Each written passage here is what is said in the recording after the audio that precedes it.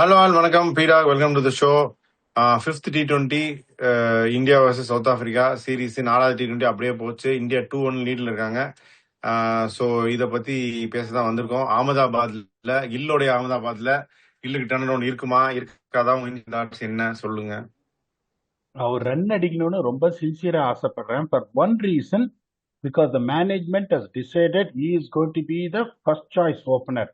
So அவர் ஃபார்முக்கு வந்தாருன்னா, பர்டிகுலரா இந்த வென்யூல with New Zealand series to go, that be the ideal thing for India, where they can tick the box that okay my opening batsman is back to form, Suryakumar Yadav is back to form after that. ரெண்டு பேரும் run அடிச்சாங்கன்னா ரொம்ப ரொம்ப சந்தோஷப்படுவேன்.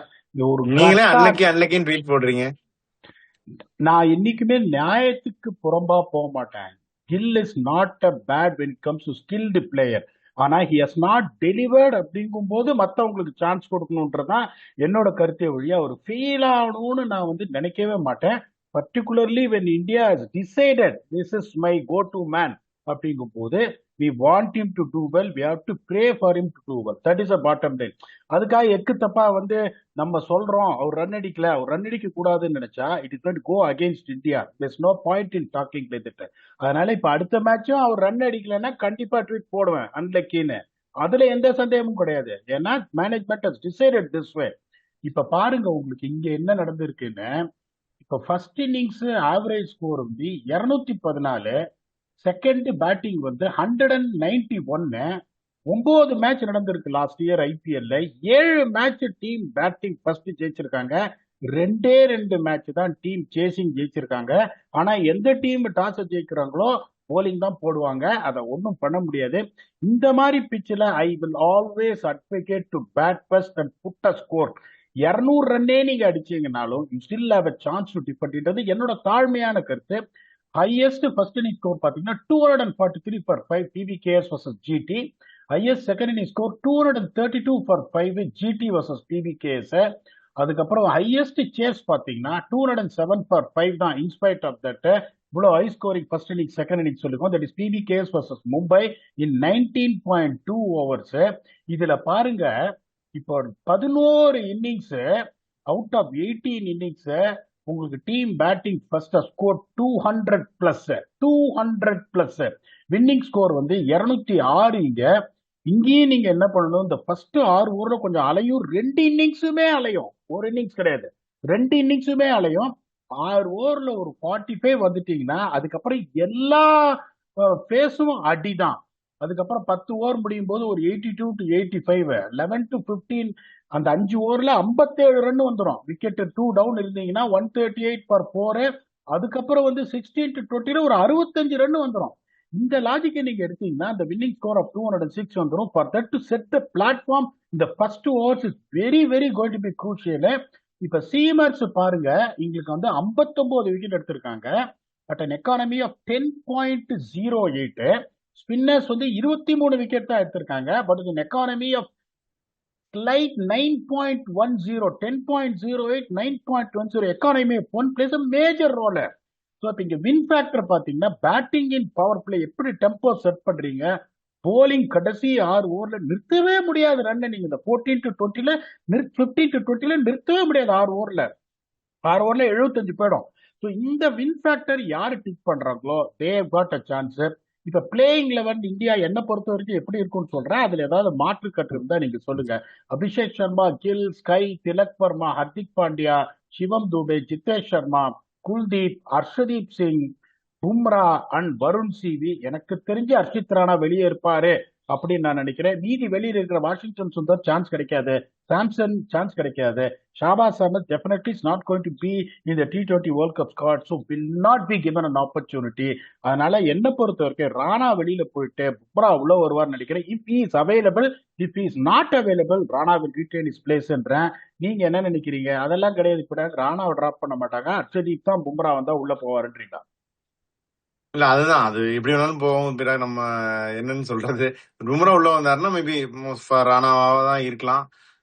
நீங்க சொல்ற மாதிரி ஷாபாஸ்க்கு உடனே I don't think he'll get into the team. Washington Sundar others I don't see them playing. இந்த ஒரு சேஞ்ச் மட்டும் தான் இருக்கும். Bumrah maybe coming in for Rana. South Africa அடி போவாங்க. சவுத் ஆப்பிரிக்கா இப்படிதான் போய் ஆகணும். ஆனா இப்படி போவாங்களா அப்படின்னு எனக்கு தெரியாது.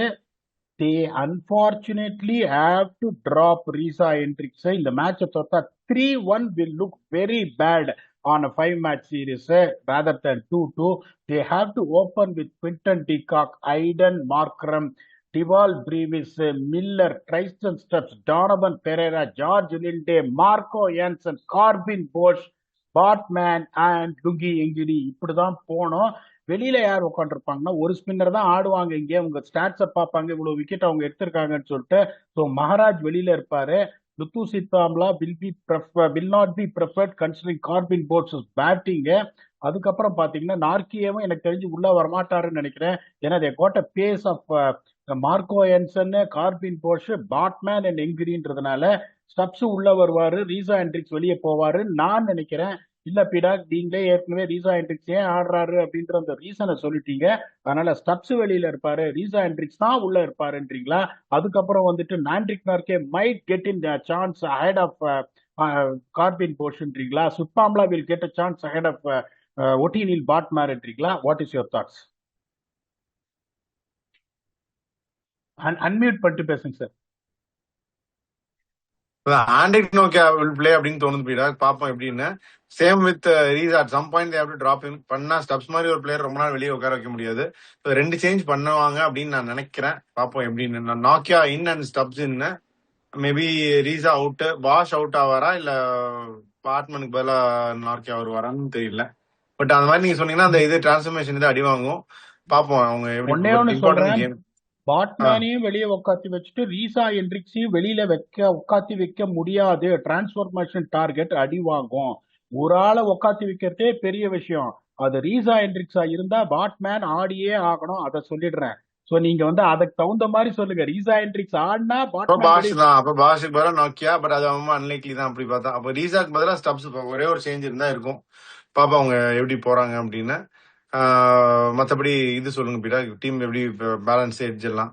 இப்பயும் வந்து சொல்லிட்டேன், இது வந்து ஒரு அறுவடை பண்ற இது. போலர்ஸ் நைட் மேர்ன்னு சொல்லிட்டேன். போலர்ஸ் எப்ப விக்கெட் எடுப்பாங்கன்னா, இந்த ஃபாஸ்ட் போலர்ஸ் முதல் 4 ஓவர்ல விக்கெட் எடுப்பாங்க, கடைசி 6 ஓவர்ல ஃபாஸ்ட் போலர்ஸ் அடிக்க போய் விக்கெட் எடுப்பாங்கன்றதுனால batsman will really come to the fore, batsman will really dictate the டேர்ம்ஸ்ன்றதுனால போன மேட்ச் எடுத்து அதே 2 லெஃப்ட் ஹேண்டர்ஸ் அன்பார்ச்சுனேட்லி மேட்ச் நடக்காம போயிடுச்சு. I am still going with Abhishek Sharma and Quinton de Kock. சரி, நீங்க அப்படி போறீங்கன்னா நானும் அப்படியே போறேன், கன்சிஸ்டன்டா இருக்கேன், மார்க்கோ ஆன்சர் எடுக்கிறேன்றீங்களா? இல்லைன்னா are you going to change your choices? நான் மார்க்கோ ஆன்சனும் வருண் சக்கரவர்த்தி சொல்றேன் இந்த வாட்டி. பாப்போம் என்ன ஆகுது அப்படின்னு. எட்ஜ் அதுதான் சொல்லிட்டு.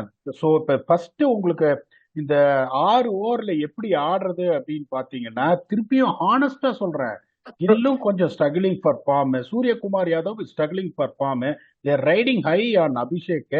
அங்க பாத்தீங்கன்னா எனக்கு தெரிஞ்சு I think they will retain Reeza Hendricks, அது எந்த சந்தேகமும் கிடையாது.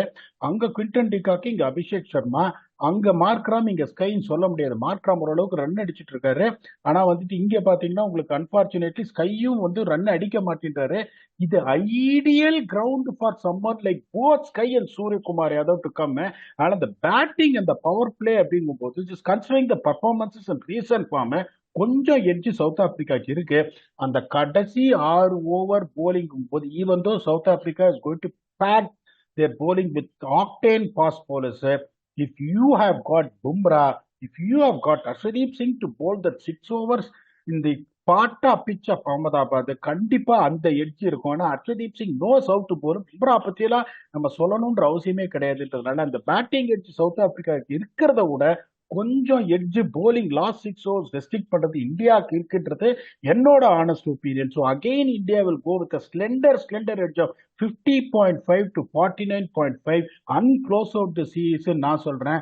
இல்ல பிறா, ஒரு எட்ஜ் அங்க கொடுத்துருக்கீங்க, ஒரு எட்ஜ் இங்க கொடுத்துருக்கீங்க, அது எப்படி வேணாலும் போகும். எனக்கு தெரிஞ்சு சீரீஸ் ஸ்கொயர் ஆயிடும்ன்றீங்களா? வேற ஆறது வாய்ப்பே இல்லை பிடா. நான் அங்கேயே முடிஞ்சிருக்கும்னு நினைச்சேன் லக்னோல. அன்பார்ச்சுனேட்லி எனக்கு மேட்ச் நடக்கல. இங்க அகமதாபாத் ஐ திங்க் இந்தியா ஜெயிச்சிருவாங்க அப்படின்னு தான் நான் நினைக்கிறேன். இதுல என்னன்னா கில் கொஞ்சம் ஃபார்முக்கு வந்தா நல்லா இருக்கும். நீங்க சொல்ற மாதிரி கில், சூரியகுமார் யாதவ் 2 பேருமே அகமதாபாத்ல ஒரு நல்ல அவருக்கு சூட்டபிள் கிரவுண்ட அடிக்கிறாரான்னு பார்க்கணும். அதுதான் முக்கியமான டாக்கிங் பாயிண்ட் இதை பொறுத்த வரைக்கும். Apart from India winning the series, ரெண்டு டீமுமே வந்து என்ன மாதிரி சேஞ்சஸ் பண்ணுவாங்க அப்படின்னு சொல்லியிருக்கோம். பாப்போம் என்ன ஆகுதுன்னு. கண்டிஷன்ஸ் காம்பினேஷன்ஸ் எல்லாம் பத்தி பேசிட்டோம். ஸோ இந்த மேட்ச்க்கு ஸ்லெண்டர் ஏஜ் கொடுத்துருக்கீங்க இந்தியாவுக்கு. அப்படியே உங்க ஃபைனல் தாட்ஸும் சொல்லிருங்க. அதுதான் சொல்றேனே, இப்ப நிறைய பேர் இப்போ டேல் ஸ்டெயின் வந்து ஒரு இது கொடுத்திருந்தாரு, இன்டர்வியூ கொடுத்திருந்தாரு. South Africa is not really concerned about winning the bilateral series because they want to make sure they experiment as much as possible to see who is ready and who is not ready for the T20 world கப்னு. அது வந்துட்டு அது not at the expense of losing the series. It is applicable to both India and South Africa. You are allowed to say I am experimenting, but that should not be an excuse when you lose the series. The momentum, particularly with not much of time left, நீங்க 2 series ஜெயிச்சுட்டு T20 world கப்க்கு போறது வேற மாதிரி இருக்கும். நீங்க எப்ப தோப்பீங்க sir? நான் உங்களை கேட்கிறேன், நீங்க எப்ப ஒரு டீம் தோக்கும்? ஒரு டீம் காம்பினேஷன் சரியில்லை, ஒரு செட் ஆஃப் பிளேயர்ஸ் பர்ஃபார்ம் பண்ணல அப்படின்னா தானே ஒரு டீம் தோக்கும். Please give me your feedbacks and then I will close it off. இல்ல அதுதான் அவங்க பெர்ஃபார்ம் பண்ணதான் தோக்கும். நம்ம அதை ஒரு இதாக யூஸ் பண்ணக்கூடாது. நாங்க வந்து ட்ரை பண்றோம், இது வந்து எங்களுக்கு முக்கியம் இல்ல, T20 வேர்ல்ட் கப் தான் முக்கியம். அதாவது வந்து ஒருத்தன் வந்து குவார்டர்லி எக்ஸாம்ல ஃபெயில் ஆயிட்டு சொல்லுவான், நான் ஆனுவல் எக்ஸாம் தான் எனக்கு முக்கியம், அதனால நான் குவார்டர்லிக்கு படிக்க மாட்டேன், ஹாஃப் இயர்லிக்கு படிக்க மாட்டேன்னு சொல்ற மாதிரி. அப்படி கிடையாது. இட் ஷுட் பி அது ஒரு இதா யூஸ் பண்ணிக்க கூடாது அவங்க சேஃப் கார்டா.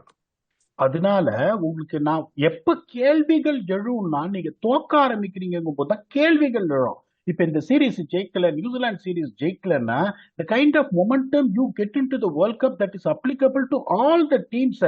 இப்ப ஆஸ்திரேலியா பாத்தீங்கன்னா அவனுக்கு கன்ஃபியூஷன்ல எதுவும் கிடையாது. அவனுக்கு தெரியும் 11 பேர் என்ன இருக்க. இங்கிலாந்துக்கும் 11 பேர் தெரியும். ஆனா England is not winning. their mindset will be totally different when they approach the World Cup அப்படிங்கும் போது, இப்ப இந்தியா இந்த சீரீஸ் ஜெயிச்சாங்கன்னா then they have got New Zealand series. New Zealand சீரீஸ்ல நீ எக்ஸ்பெரிமெண்டே பண்ணக்கூடாது. எல்லாத்தையும் ஃபுல்லா யாரு ஸ்டார்டிங் பிளேயர்னாலும் அவனுக்கே கம்ப்ளீட்டா சான்ஸ் கொடுத்து, when you feel that it is going to be, Sky is your captain. ஸ்கையை பத்தி நிறைய பேர் கேட்கறாங்க, நீங்க ஸ்கையை பத்தி ரிஃப்ளெக்ட் பண்ணுங்க. ஸ்கை உன் கேப்டன் யா, அவரை பத்தி நீங்க சொல்ல முடியாது. கில்லு வைஸ் கேப்டன், அவரை நீங்க பேக் பண்ணி தான் ஆகணும். இந்த மேனேஜ்மெண்ட் ஃபீல் சோ அப்படிங்கும் போது it is very very important for India to win the series and go into a great momentum testing themselves in the last series against New Zealand. பாப்பா என்ன நடக்குதுன்னு. South Africa also sailing in the same boat. They don't have a great record in T20 series at all. They've lost lot of series in a row. அவங்க அதை சொல்றதுக்கு எந்த இதுவுமே கிடையாது. நெகட்டிவா போவாங்க இந்த சீரீஸ் தோத்தாங்கன்னா. பாப்போம் இந்தியா வந்து சீரீஸ் 3-1 வின் பண்றாங்களா இல்ல சவுத் ஆப்பிரிக்கா ஷேரிங் ஆனர்ஸ்னு. We'll come back and do a detailed review on what has happened with a very own octopus. Until then, thanks a lot and bye bye.